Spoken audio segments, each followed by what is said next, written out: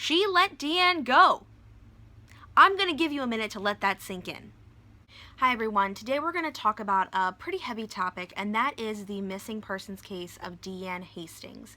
Deanne was 35 years old when she went missing in Spokane, Washington on November 3rd, 2015. Deanne is described by her family as very lovable, the light of the room, a very bubbly person, and that everybody just adored her. On the day that she went missing, she began her day by going to Glendale Academy, a cosmetology school, and it was her very first day. Her fiance, Mike Tibbetts, describes her as very excited. She was really looking forward to going to school. She had finally chosen a career path that she was excited about, and that nothing seemed out of the ordinary. When she came home that evening, her son's girlfriend, Melanie, had come over to spend some time with her, to hang out, gossip. They did their nails. They talked about her son's relationship with Melanie. They had recently broke up, but Deanne told Melanie, you know, don't worry about it. You're always my daughter. I'm always going to love you, and things are going to work out between the two of you. He just needs to grow up a little bit. At approximately 9:30 that night, Melanie left her home and headed back to her own house, and she actually texted Deanne to say that she was home safe, and she did receive a response from Deanne. That night at approximately 10 o'clock, Mike got home from work and says that he found a note on the counter from Deanne that said, hey, I had a great day, I love you, I'm headed to the store, I'll be right back. At 11:30, Mike begins to get worried because she has not returned home from the store, which he says is right down the street. It should take her less than 5 minutes to get there. So he heads to the store.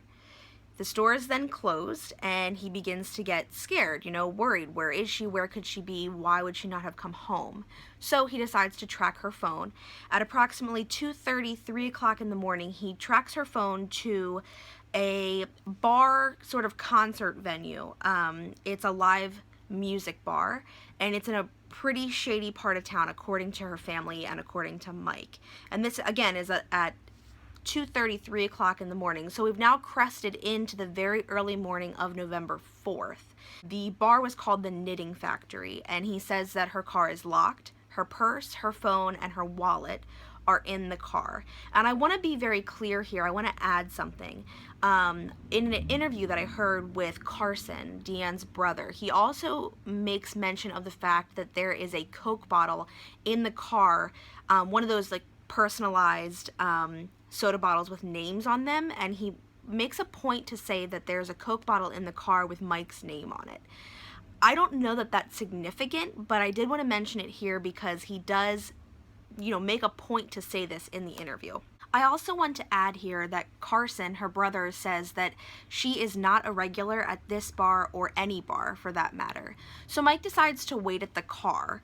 At approximately 7:30, 8 o'clock the next morning, again, we're talking about November 4th, he decides to call the cosmetology school, Glendale Academy, and ask if she has showed up for class.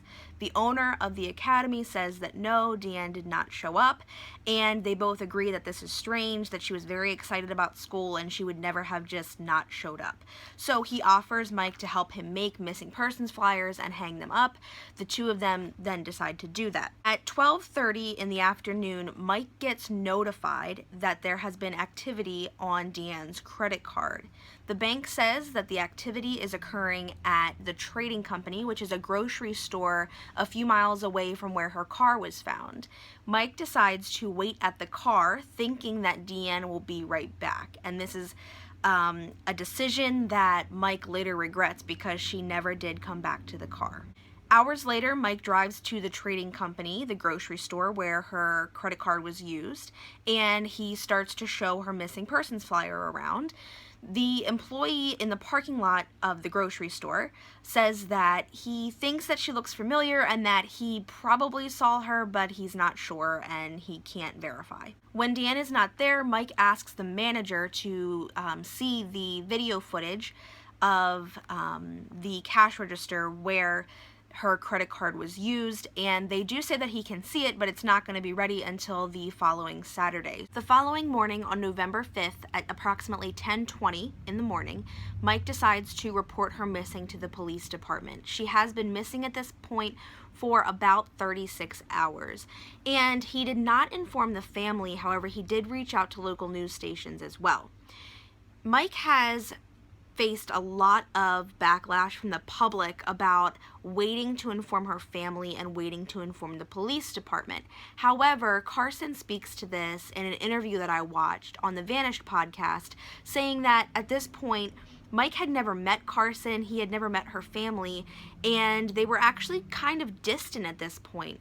Carson was living in Texas at the time, which is obviously a great distance from Spokane, Washington. Carson actually found out from a friend who was living in Washington at the time that Deanne was missing. This friend had seen her on the local news and then called Carson to tell him that his sister was indeed missing.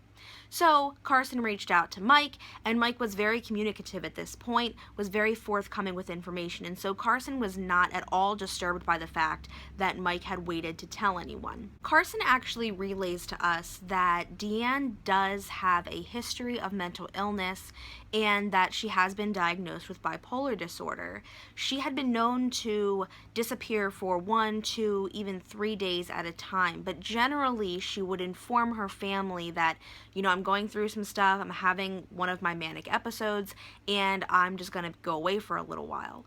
And then she would communicate when she came back home. This was different. However, the family was not quite worried until she still hadn't resurfaced after 3 and 4 days. On Saturday, November 7th, Mike goes back to the grocery store to review the video footage of the credit card use. He watches the credit card use from November 4th and sees Deanne purchasing items at the grocery store. This is at approximately 12:30, again on the 4th, and he sees her acting very disoriented. She's looking over her shoulder. She looks like she's paranoid.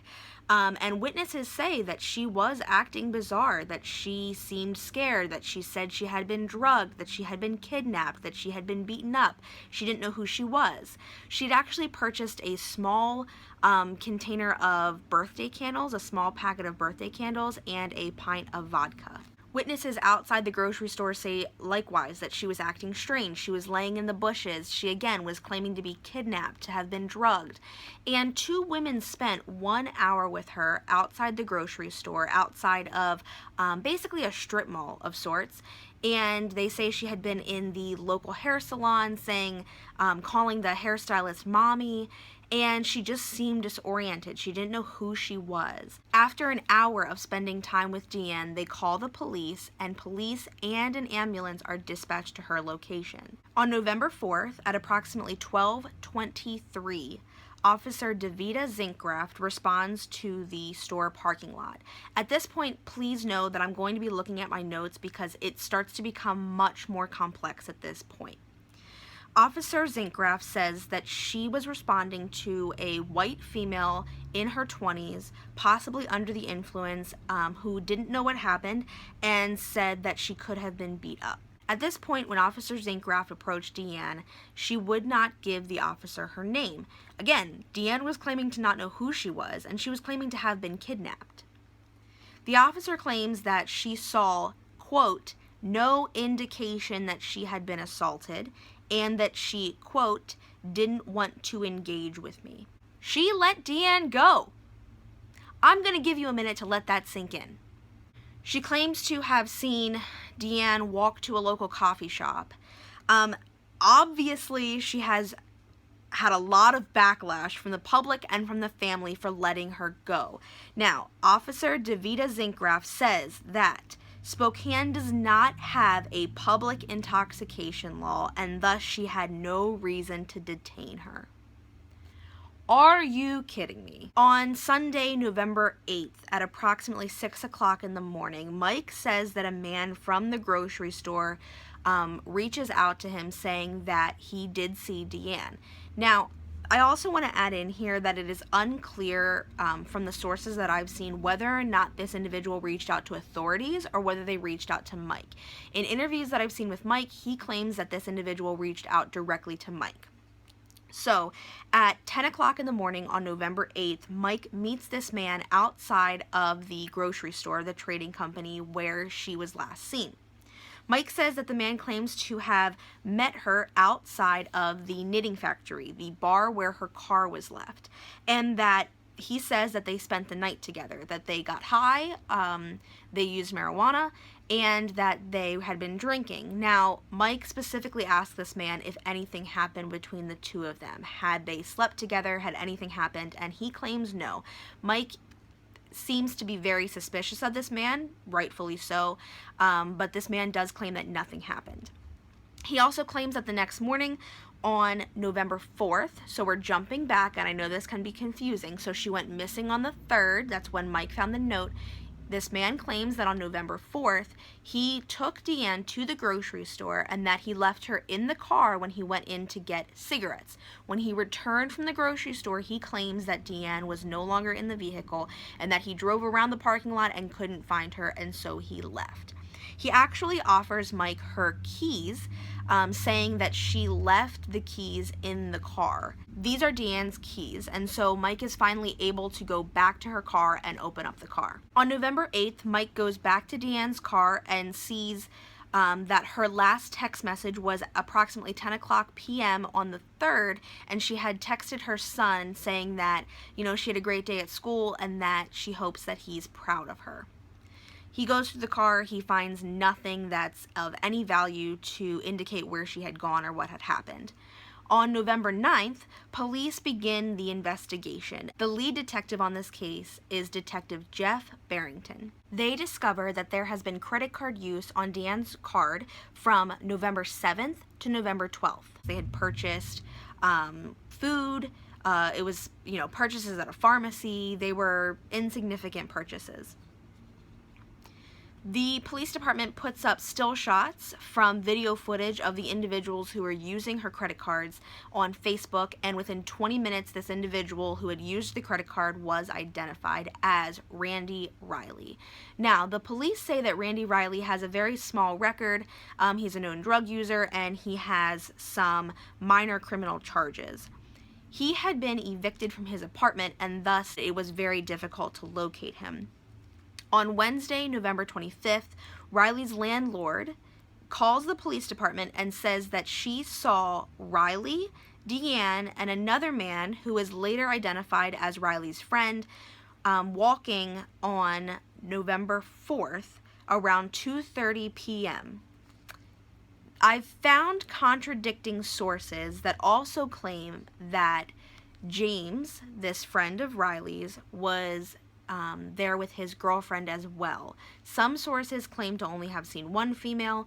Some sources claim to have seen two females, one being the girlfriend, one being Deanne. The landlord, again, we're going to jump back here, claims that on November 4th, she saw these individuals walking down the street near the apartment that Riley was evicted from, and that Deanne was acting strange. She was sitting on the ground, she was rolling around, she seemed to be under the influence of some sort of drug and or alcohol, and that she pulled over and asked Deanne if she was okay, and Deanne said that she, was going through a lot of stuff, that she was going through a divorce, and she was fine. The landlord then says that she left them, that everything appeared to be fine, and she left and went back to her home. On November 25th, Randy Riley is arrested for using Deanne's credit cards. They are able to find video footage of Deanne, Randy Riley, and his friend walking at a local storage unit just miles away from the grocery store. When questioned, Riley says that they hung out, that Deanne was intoxicated, that they had been drinking, and that she was fine. In an interview, Carson says that Riley claims that at some point Deanne did want to go home. Both Riley and his friend are questioned regarding what happened to Deanne and how they obtained her credit cards. Initially, Randy Riley claims that her credit cards were given to him by Deanne so that they could buy food. However, that story later changes. At this point, I will need to look back at my notes just to be sure that I am being very clear about their stories. So at this point, Riley claims that Deanne needed to use the bathroom, she walked into the woods, and then she wouldn't leave, and so they left her along the side of the road. James says the same thing, but he says he went to go get her, and when she wouldn't leave, he came out of the woods. Randy Riley went back into the woods for 10 minutes, came back, said she wouldn't leave, and so they left her along the side of the road. Later, they changed their story about how they got the credit cards, saying that the following day, after they left her along the side of the road, they were driving past in the friend's truck. I believe they claimed to have been moving stuff from their apartment that they were evicted from, and that they saw her jacket and her shoes lying along the side of the road where they left her. Her credit cards were in the jacket, and thus they took the credit cards from there. Carson also claims, and I want to say this, I wasn't able to verify this in more than one source, but Carson claims that Randy Riley disposed of Deanne's personal identification and her jacket at a local meat market outside intentionally, and that this showed intent to conceal. I wasn't able to see that in numerous sources. However, I did want to mention it here because I did not hear about her ID mentioned anywhere else. James claims to know nothing about how the cards were obtained, and he maintains his story about how they met and what happened to her. Riley did end up pleading guilty to second-degree theft and second-degree possession of stolen property. The sick and sad part about this entire story is that they claim to have left her in an area that was approximately 300 yards from her home. It is so upsetting and disturbing to me that she was so close to home and yet she just never ever got there. Neither Randy Riley nor James were ever convicted or tried regarding Deanne's disappearance and or possible murder. The family does assume at this point that she probably met a terrible fate and that she probably is not out there. Mike Tibbetts, her fiance, does hope every day that Deanne left of her own accord and that she's somewhere living happy.